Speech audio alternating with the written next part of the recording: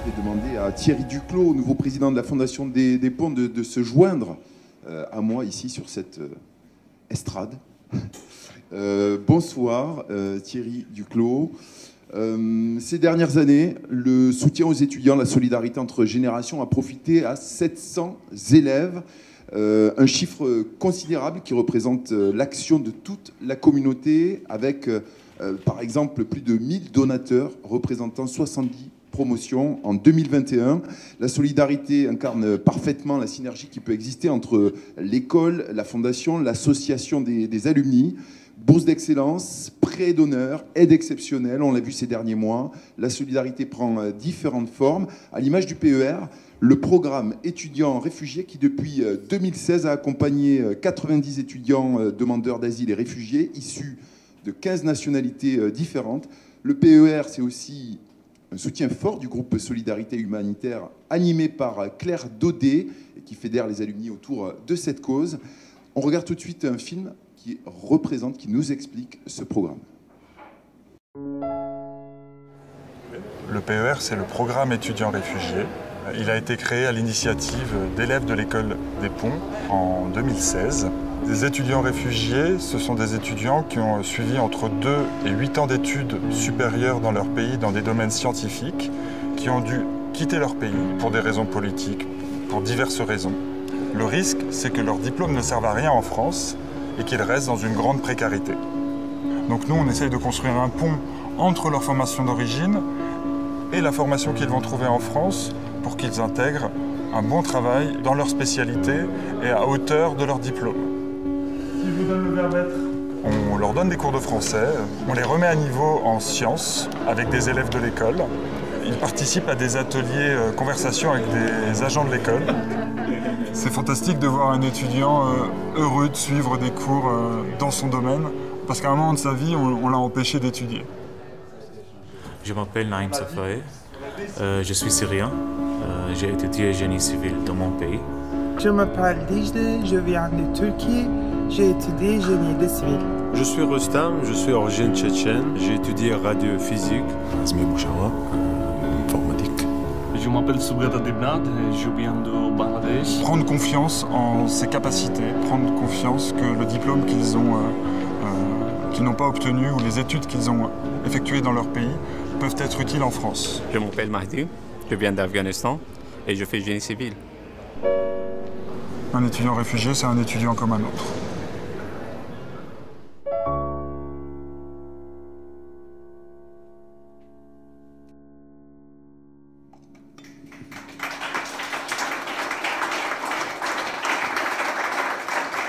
Justement, Thierry Duclos, vous allez nous parler d'un jeune homme, Chamim, dont le parcours symbolise bien ce programme étudiant réfugié. Oui, d'abord, bonsoir à toutes et à tous. Et je suis ravi de vous voir aussi nombreux. Oui, donc Cédric Rousse vient de vous présenter le PER, le programme pour les étudiants réfugiés. Et je vais vous parler de Chamim parce que il illustre très bien son parcours, son histoire, illustre très bien ce qu'est ce programme. Ce programme est important parce que il représente la solidarité. La solidarité, c'est un peu l'ADN de la Fondation, ça c'est certain. Et puis c'est une œuvre un peu collective. Il a été entrepris d'abord par les élèves de Développement, largement soutenu par l'école. Et Sophie nous en a parlé tout à l'heure. Et puis également par la Fondation et par de nombreux bénévoles, plus de 90 à ce jour. Donc, comme ça a été expliqué, le programme a vocation à accueillir et à aider de jeunes étudiants en sciences qui arrivent chez nous de pays qui malheureusement les ont poussés un peu en dehors de leur mur. Donc Chamim fait partie c'est un d'entre eux. Il est arrivé en France après plusieurs années compliquées. Il a été pris en charge par le programme PER. Il a réussi grâce à cela à intégrer le master TRAD, Transport et Développement Durable. Et donc à ce moment-là, il a aussi obtenu sa carte de réfugié et donc tout allait pour le mieux, mais il s'est retrouvé sans ressources. Et donc on a décidé, en concertation avec l'école, de lui attribuer une bourse. C'est la première de cette nature. Mais on a pensé qu'il était important, effectivement, d'aider de cette manière-là ce programme pour qu'en quelque sorte, il aille jusqu'au bout et que ces étudiants, qui sont des étudiants presque comme les autres, parce qu'ils ne sont pas quand même tout à fait comme les autres, ils ont effectivement cette particularité-là dans leur parcours, puissent reprendre espoir, retrouver un emploi et puis être aussi utiles à la société à leur tour. Justement, Shamim, oui. Nous l'avons rencontré et on va regarder tout de suite son témoignage filmé.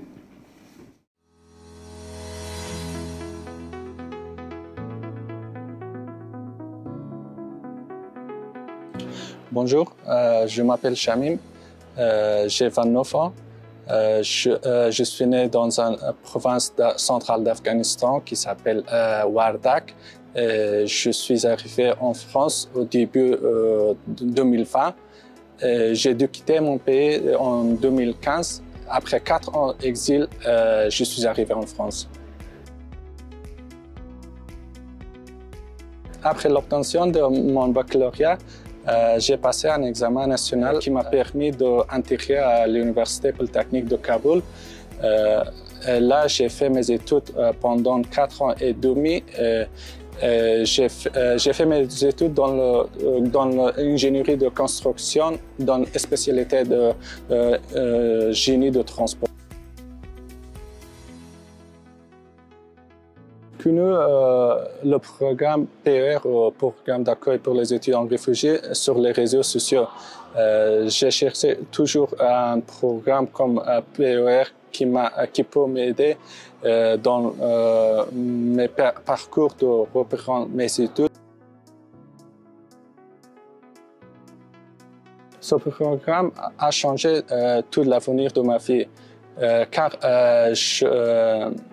j'avais besoin d'un guide qui m'a aidé pour reprendre mes études. Le programme était exactement ce que j'étais en train de chercher. Il m'a aidé beaucoup au niveau de l'apprentissage de la langue française, mais aussi de me préparer mes dossiers et de connaissances sur les formations en France et de postuler dans les différentes formations. En fait, la fin de PR était exactement le début de mon projet. J'ai postulé dans différentes formations, dans différentes écoles et l'université en France. Après de recevoir le mail de M. Forta qui m'avait dit « Vous êtes accepté dans la formation Transport et Développement durable », j'étais surpris et très content.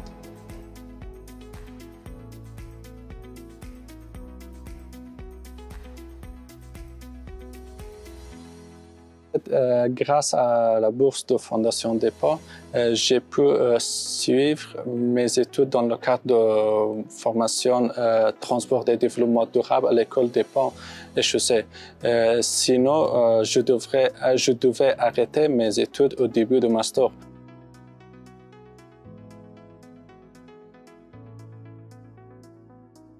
Là, je suis en train de chercher un stage. Et après le stage, je devrais passer en soutenance finale de fin d'études. Pour l'année prochaine, j'ai envie de trouver un travail chez une entreprise française, par exemple chez RATP ou SNCF, qui sont des grandes entreprises dans le domaine du transport.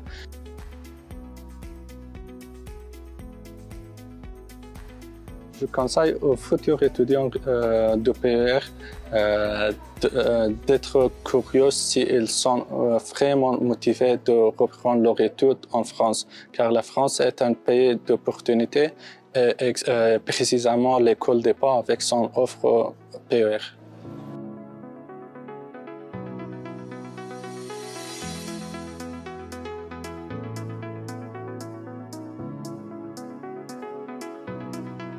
On peut applaudir justement ce témoignage et ce parcours.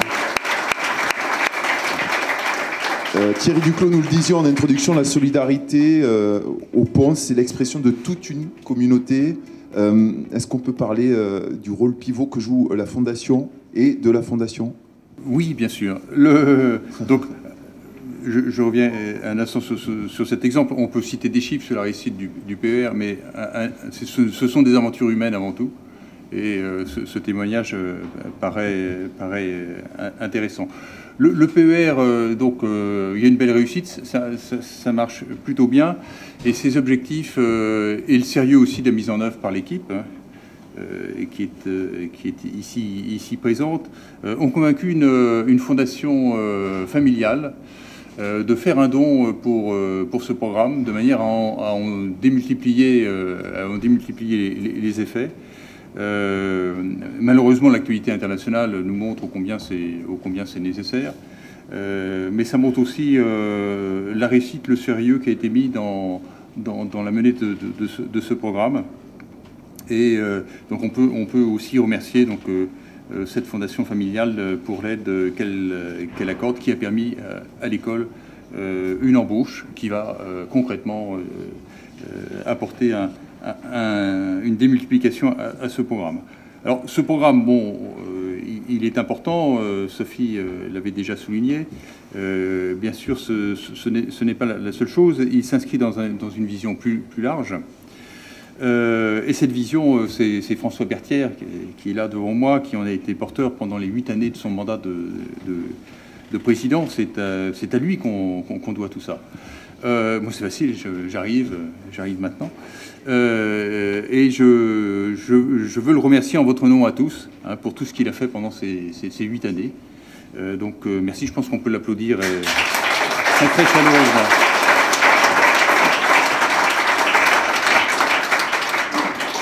Alors j'associerai aussi dans mes remerciements Max Roche et Nicolas Bonneau, qui ont quitté en même temps que lui le conseil et qui ont accompagné son aventure pendant ces 8 années. Voilà, donc François, tu as eu de la chance, tu as connu beaucoup de réussite. Alors ça n'a pas été toujours facile, hein, quand on arrive et quand on fait le bilan, on dit bon, ça a dû être simple, mais non. Il y a une chose que tu as su faire, c'est susciter le soutien croissant de notre communauté.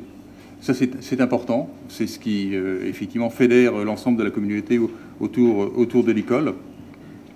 On a connu en 2021 le 1000e donateur. Ça représente plus de 3 millions d'euros de dons cumulés. Ce sont quand même de très belles réussites. Il n'y a pas eu que ça. Il y a aussi, François avait à cœur le développement de l'accompagnement de l'entrepreneuriat. Donc derrière ces 88 startups soutenues, c'est aussi avec Point Lumni l'accueil à Station F de jeunes pousses. Là aussi, ce sont des marqueurs importants de nos actions. Le soutien de la Fondation, ça a déjà été évoqué, et de Point Lumni à l'excellence de la formation et de la recherche de l'école, ont été sans faille. Et on l'a vu, ça a débouché sur la signature du contrat d'objectifs et de performance. Et là, je voudrais souligner que sans l'action opiniâtre de Sophie et de Benoît de Ruffray, ce contrat n'aurait peut-être pas vu le jour, certainement pas vu le jour. Parce que bon, raconter comme ça d'une manière globale, ça peut paraître simple, mais c'était tout sauf évident. Et donc ce contrat trace la voie pour les années à venir, notamment avec la perspective d'une intégration à l'IP Paris, et la Fondation saura être aux côtés de l'école, parce qu'il y a encore... l'objectif est fixé, maintenant il y a la voie à tracer, il faudra aller jusqu'au but, et la Fondation sera bien sûr aux côtés de l'école pour l'accompagner. Éventuellement, nous verrons comment le faire si un nouveau bâtiment devait être construit sur Saclay. Et François, tu étais un artisan de ce triptyque qu'on peut décrire comme harmonieux aujourd'hui, hein, entre l'école, le Point Lumni et la Fondation. Et tu aimais, je pense que tu aimes toujours, à dire que c'est un gage des actions réussies. Et ça, cette Cette unité qui peut paraître aller de soi, qu'on met un peu en scène aujourd'hui, c'est aussi un travail quasi quotidien. Et puis aussi, c'est toi qui m'a fait signe pour rejoindre l'équipe de la Fondation. Donc j'en suis ravi, hein, je suis désolé de vous le dire, je suis très content.